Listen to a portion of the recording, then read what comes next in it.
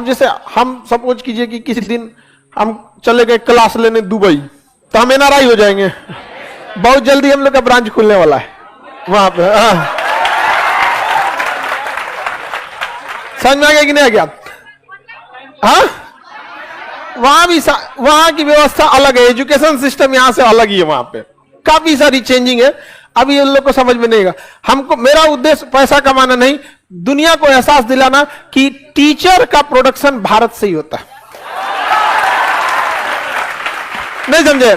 आज देखिएगा कि चाइना क्या है, सामान के मैन्युफैक्चरिंग के लिए। हमें विश्व गुरु इसलिए नहीं कहा जाता कि पूरी दुनिया के हम लोग ऊपर सिखाते थे। दुनिया में कहीं भी बढ़िया टीचर की जरूरत होती थी, कहां से ले जाते थे? धीरे धीरे जाएगा यहाँ पे, समझ में आ गया कि नहीं? पाकिस्तान में ना जाने का।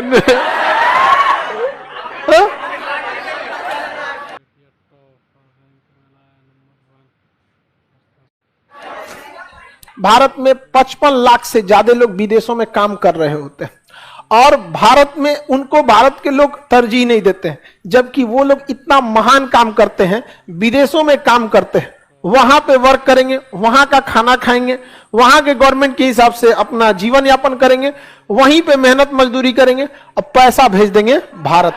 भारत ने उनको क्या दिया? कुछ नहीं। एक राजदूत बैठा है, कुछ कैसे नहीं। 13 लाख फौज खड़ी है इधर, एक को कुछ करके तो देखे। नहीं समझ में आ गया? ऐसा नहीं कि आप देश के लिए कुछ कीजिएगा तो देश आपके लिए नहीं करेगा, लेकिन हां, वैसे लोगों को सैल्यूट जो गुमनाम रहकर कि देश को बचाते हैं। 1998 में जब परमाणु परीक्षण हुआ था, तो अमेरिका ने हमारी कमर तोड़ करके रख दिया था। कोई भी देश भारत से व्यापार न करे। भारत की इकोनॉमी चौपट हो गई, पैसे आना जाना बंद हो गया। रूस के साथ भी तो यही है, लेकिन रूस के साथ एक प्लस पॉइंट है, यूरोप वाले गैस कहां से खरीदेंगे, पेट्रोलियम कहां से खरीदेंगे? रूस। दूसरा, उनके पास कोई रास्ता ही नहीं है, तो रूस बच गया किसके बदौलत? गैस और पेट्रोलियम का। हम लोग के यहाँ ना गैस है ना पेट्रोलियम है, और वो भी 1998 में। अब तो अगले साल 99 में पाकिस्तान में लड़ गया कारगिल को लेकर। ये बैला को मारे कैले रहता है यहाँ पे, समझे में नहीं आता मार। देखिए, आप बेशक स्कूटर और ट्रक में टक्कर होगा तो ट्रक को भी कुछ नुकसान होगा, हेडलाइट फूट जाएगा, लेकिन स्कूटर, बाकी आप लोग समझदार हैं। इतना तो लड़की भी समझ सकती कि स्कूटर हम किसको बोल रहे हैं, किसको बोले।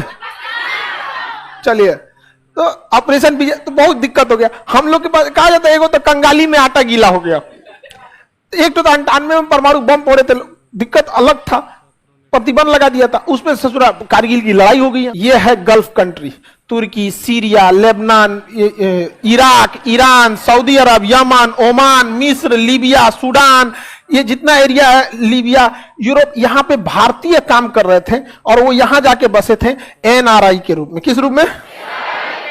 एनआरआई के रूप में, नॉन रेसिडेंशियल इंडिया। आप ये लोग 2 साल पे एक बार आते हैं, या 1.5 साल पे, 2-3 महीने की छुट्टी पे आते हैं।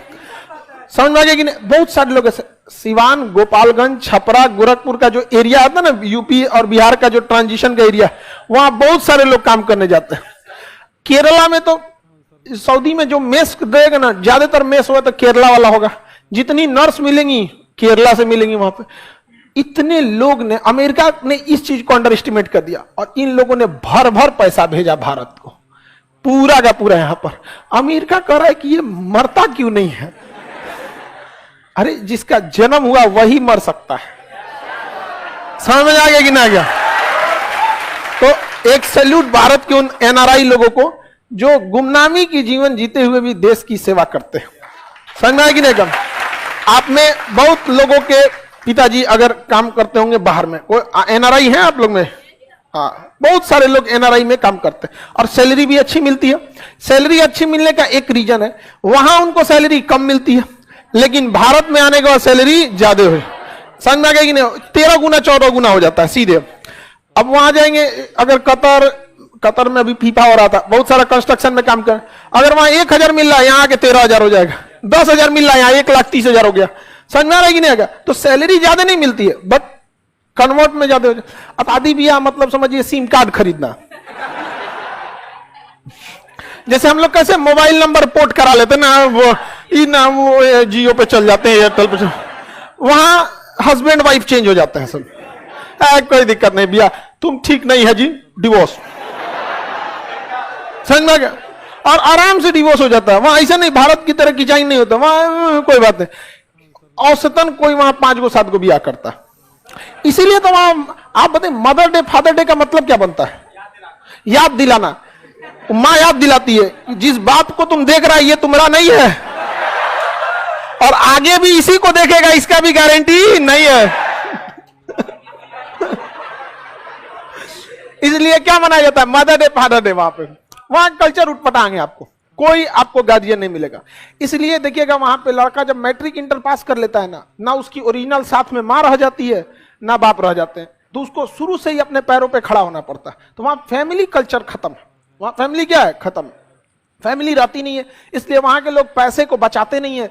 मंडे टू फ्राइडे कमाएंगे, सैटरडे को पैसा मिलेगा, सैटरडे संडे दारू सिगरेट फूंक के चलाएंगे।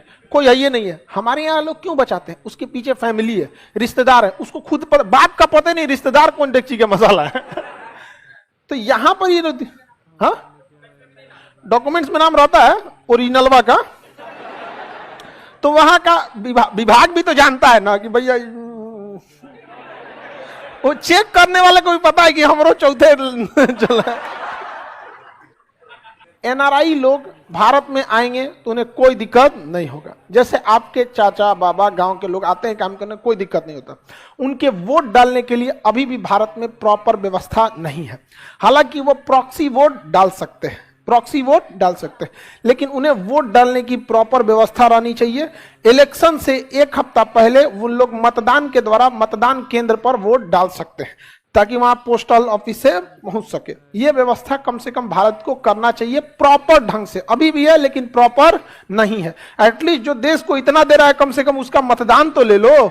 लेकिन समझते हैं हमारे यहाँ सारा कांड होने के बाद इलेक्शन खत्म होगा 2 चीजों पे, या तो वो धर्म पे जाएगा या तो जाति पे जाएगा। धर्म या जाति पर। और एजुकेटेड इंसान कभी इस पे बात नहीं करता। समझ में आ गई ना?